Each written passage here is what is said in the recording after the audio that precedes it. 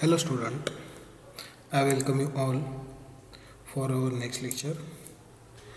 Today we are going to discuss the transistor as a switch, terminal identification of BJT, testing of BJT using multimeter and classification of your different amplifiers.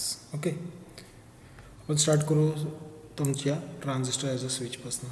तुम्हाला सांगितलं तर ट्रान्झिस्टरला as a switch म्हणून use करायचं असेल तर तुम्हाला तुमच्या ट्रान्झिस्टरला दोन मोडमध्ये यूज करावं लागेल. कुठले कुठले मोड असतात? ॲक्टिव्ह, सॅच्युरेशन आणि कट ऑफ. तर ॲक्टिव्ह मोडमध्ये तुम्हाला ॲज अ ॲम्प्लिफायर म्हणून यूज करता ट्रान्झिस्टरला. तुम्हाला जर तुमच्या ट्रान्झिस्टरला स्विच म्हणून यूज करायचं असेल तर तुम्हाला ट्रान्झिस्टरला आयदर कट ऑफ रिजनमध्ये किंवा सॅच्युरेशन रिजनमध्ये ठेवावं लागेल. कट ऑफ रिजन म्हणजे तुमचं ट्रान्झिस्टर ऑफ कंडिशनमध्ये राहील आणि सॅच्युरेशन म्हणजे तुमचं ट्रान्झिस्टर ऑन कंडिशनमध्ये. ठीक आहे, तर हेच तुम्ही इथे केलेलं आहे की इथे काय केलेलं आहे आपण की तुमचं इथे स्विच दिलेलं आहे बघा यांनी. तर हा ओपन आहे. ओपन असल्यामुळे तुमचा ट्रान्झिस्टर ऑन होईल का? नाही. ट्रान्झिस्टर कधी ऑन होईल? जेव्हा तुम्ही हा स्विच क्लोज करणार. तर इथे बघा NPN transistor as a switch. तर काय दिसते इथे? Based on the voltage applied at the base terminal of a transistor switching operation is performed when sufficient voltage that is greater than 0.7 volt. 0.7 वोल्टपेक्षा जेव्हा जास्त आपण इथं व्होल्टेज अप्लाय करू input साईडला between the base and emitter, collector to emitter voltage is approximately equal to 0. Therefore the transistor acts as a short circuit. The collector current VCC upon RC flows through the transistor will flow from source to ground through the load. ठीक आहे. Similarly, when no voltage or zero voltage is applied at the input, transistor operates in cutoff region and acts as a open circuit. In this type of switching, load LED connect to the switch output with the reference point.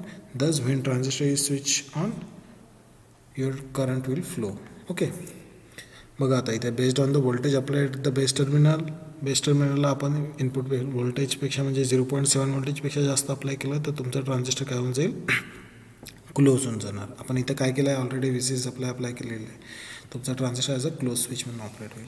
जर आपण इथे input apply केलेलं नाही, समजा 0 voltage apply केलं तर काय होऊन जाणार की तुमचा ट्रान्झिस्टर काय राहील? ॲज अ ओपन स्विच म्हणून राहील. म्हणजे तुमच्या ट्रान्झिस्टरला दोन मोडमध्ये तुम्हाला यूज करावं लागेल, कट ऑफ किंवा सॅच्युरेशन मोडमध्ये. ठीक आहे.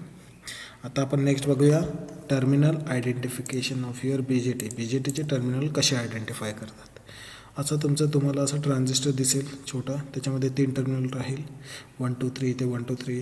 तर आपण सिम्बॉलमध्ये म्हटलं आहे फर्स्ट टर्मिनल. इथे बघा सिम्बॉलमध्ये फर्स्ट टर्मिनल काय म्हणून आपण? Collector. Second base, third emitter. म्हणजे हा जो फर्स्ट टर्मिनल आहे तो काय म्हणून आपण ॲक्ट करणार आहे बघा. कुठला पण तो पण तुमचा ट्रान्झिस्टरवर डिपेंड करेल. जर तुमच्या ट्रान्झिस्टरचा मॉडेल नंबर असेल BC547A, मॅक्सिमम तुमचा असतो BC547 किंवा BC548. 547 किंवा 548 आपण जनरली यूज करतो. ठीक आहे.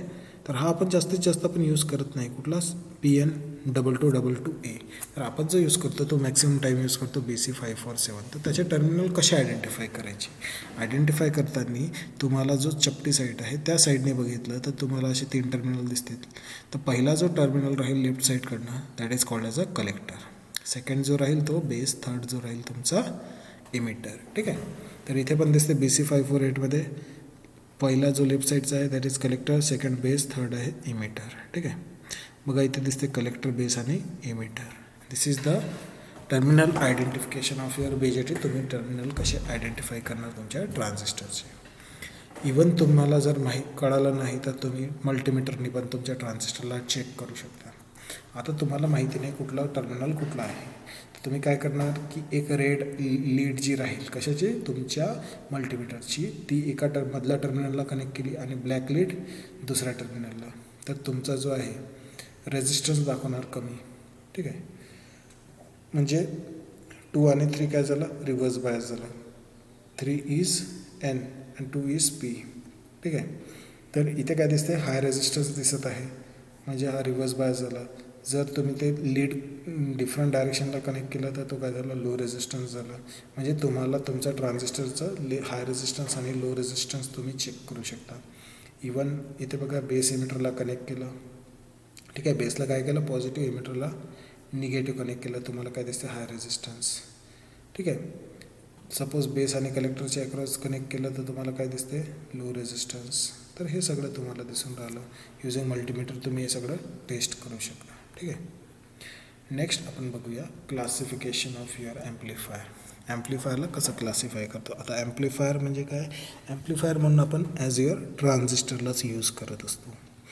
तर तुमचे जे ॲम्प्लिफायर आहे ते वेगवेगळ्या टाईपचे आहेत. इथे आपण जे क्लासिफिकेशन बघत आहे तर बघा, तर सगळ्यात पहिले आपण बघूया क्लासिफिकेशन ऑफ युअर ट्रान्झिस्टरमध्ये.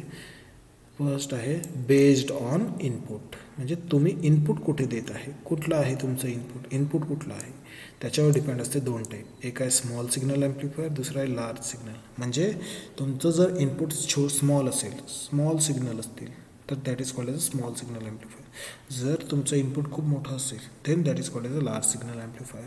म्हणजे त्याला आपण क्लासिफाय करू शकतो तुमच्या ॲम्प्लिफायरला as based on input, small signal and large signal amplifier. Second आहे तुमचं based on output. Based on आउटपुटमध्ये दोन टाईप असतात, व्होल्टेज ॲम्प्लिफायर आणि सेकंड आहे तुमचं पॉवर ॲम्प्लिफायर. ते कशावर डिपेंड आहे, आउटपुटवर. जसं तुम्हाला आउटपुट जर तुम्हाला व्होल्टेज मिळेल देन व्होल्टेज ॲम्प्लिफायर, जर पॉवर मिळत असेल that is power amplifier. Next आहे तुमचं बेस्ड ऑन ट्रान्झिस्टर कॉन्फिगरेशन. तीन टाईपचे कॉन्फिगरेशन असतात, कॉमन बेस, कॉमन इमिटर आणि कॉमन कलेक्टर. तेच तुम्हाला इथे दिसतात. नंतर based on number of stages, single stage amplifier आणि मल्टी स्टेज. जर तुम्ही फक्त एकच ट्रान्झिस्टर यूज केलं ॲम्प्लिफायर म्हणून then that is called as a single stage. जर तुम्ही एकापेक्षा जास्त ट्रान्झिस्टर यूज केले तर that is called as a multi stage amplifier. ठीक आहे. नेक्स्ट आहे तुमचं बेस्ड ऑन कपलिंग. कपलिंग जी तुम्ही यूज करता दोन ट्रान्झिस्टरच्या मध्ये, म्हणजे मल्टी स्टेजमध्ये जनरली आपण कपलिंगचा यूज करतो. ठीक आहे. जर तुम्ही एकापेक्षा जास्त ट्रान्झिस्टर यूज केला तर त्यावेळेला तुम्हाला या कपलिंगची गरज पडते. जर दोन ट्रान्झिस्टर ॲम्प्लिफायरला कनेक्ट करण्यासाठी, ठीक आहे, जसं आपण रेल्वेमध्ये काय करतो की दोन डब्यांना जोडायसाठी आपण कपलिंगचा यूज करतो, तर सेम तुमच्या दोन ट्रान्झिस्टरचं, एका ट्रान्झिस्टरचं आउटपुट दुसऱ्या ट्रान्झिस्टरच्या इनपुटला देण्यासाठी जी कपलिंग करतो that is called as a coupling amplifier. तर आपण रेझिस्टर, आर सी म्हणजे रेझिस्टर अँड कॅपॅसिटर, जर याचा यूज केला त्याला म्हणतो आपण आर सी कपल्ड. जर आपण कुठलाच रेझिस्टर कॅपॅसिटर यूज नाही केला, डायरेक्ट कनेक्ट केला तर that is called as a direct coupled. जर आपण ट्रान्सफॉर्मरचा यूज केला that is called as a transformer coupled amplifier. Okay, हे झालं डिपेंडिंग अपॉन द कपलिंग. पण हे कुठे यूज करू आपण कपलिंग, मल्टी स्टेज ॲम्प्लिफायरमध्ये. नेक्स्ट आहे तुमचं बेस्ड ऑन बायसिंग कंडिशन. तुम्ही कुठल्या बायसिंगमध्ये यूज करता. तीन टाईपचे बायसिंग असते. ॲक्टिव्ह रिजन म्हणजे तुम्ही कुठली बायसिंग करता, म्हणजे जर तुमचं ट्रान्झिस्टर कट ऑफ रिजनमध्ये आहे, ॲक्टिव्ह रिजनमध्ये आहे की सॅच्युरेशन रिजन, त्याच्यावर डिपेंड राहते तुमचे क्लास ए, क्लास बी आणि क्लास सी ॲम्प्लिफायर. हे पण आपण बघूया. आणि क्लास ए बी. नंतर बेस्ड ऑन फ्रिक्वेन्सी रिस्पॉन्स, म्हणजे फ्रिक्वेन्सी रिस्पॉन्स तुम्हाला आउटपुटमध्ये कसा मिळतो. डायरेक्ट त्याच्यामध्ये राहते मग direct coupled amplifier, radio frequency amplifier, audio frequency amplifier आणि मायक्रोवेव्ह फ्रिक्वेन्सी ॲम्प्लिफायर. हे सगळे तुमच्या ॲम्प्लिफायरचे टाईप्स आहेत. ठीक आहे. हेच आजच्यासाठी आपण एवढंच बघूया. नेक्स्ट लेक्चरला बघू आपण ट्रान्झिस्टर ॲज अ ॲम्प्लिफायर. ठीक आहे. थँक्यू.